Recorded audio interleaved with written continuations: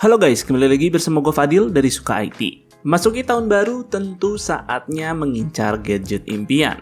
Kebetulan juga nih, gue habis mencari laptop 6 jutaan yang akan digunakan adik gue untuk kuliah. Jadi mungkin aja alasan gue memilih laptop yang gue pilih nih bisa menjadi referensi kalian untuk mencari laptop di rentang harga yang sama. Jadi dengan budget 6 jutaan, gue mencari laptop yang menggunakan Core i3 1115 G4. Dan berikut beberapa alasan kenapa gue memilih laptop tersebut. Yang pertama, pilihannya beragam.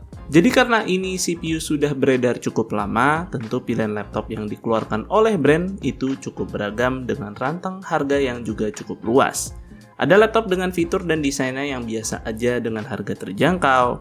Lalu ada laptop dengan desain 2-in-1 juga.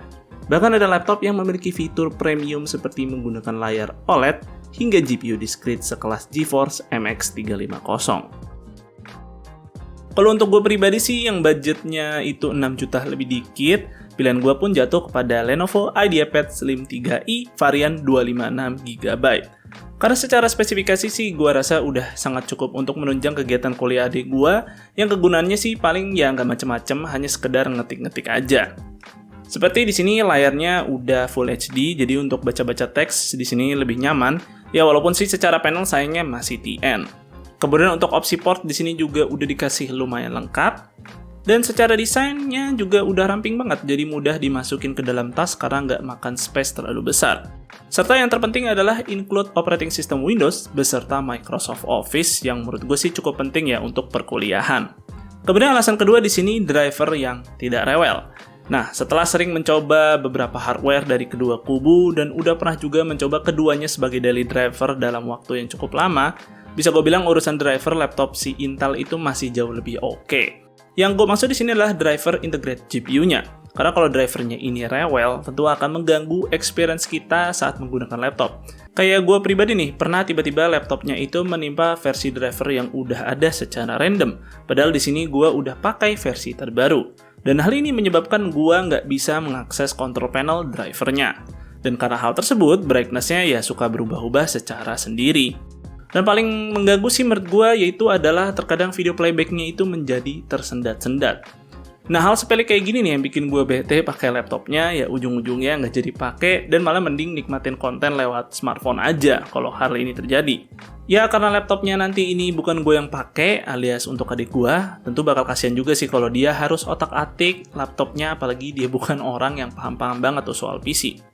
Jadi untuk itu gue memilihkan dia laptop Intel karena ya gue pribadi nggak pernah ngalamin hal seperti ini di laptop Intel.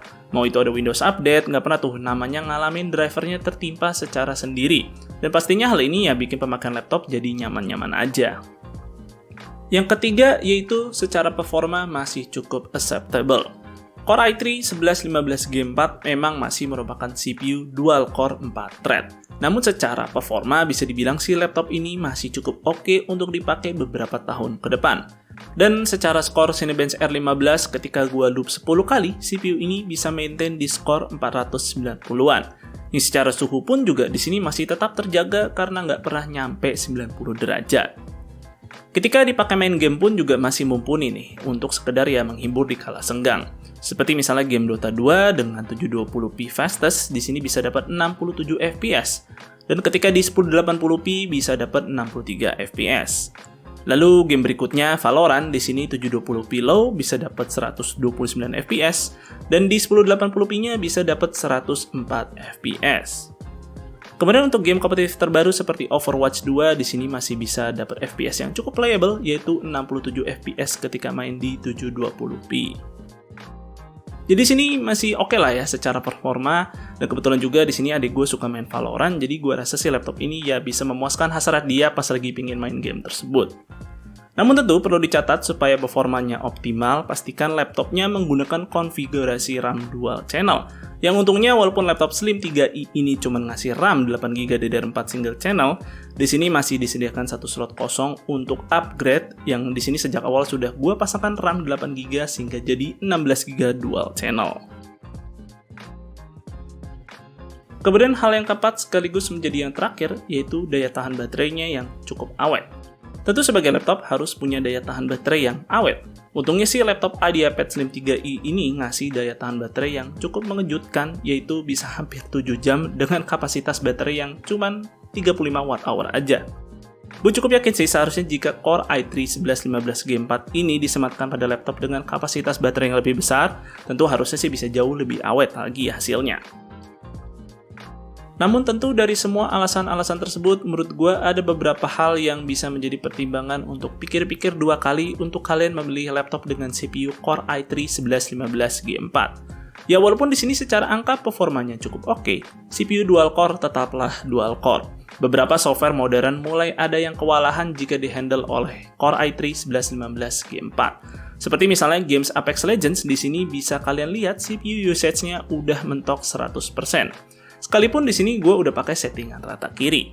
Padahal kemampuan integrated GPU laptop ini cukup mumpuni loh. Terlihat pas gue main di mode training, FPS-nya ya cukup mulus-mulus aja, gameplay pun juga.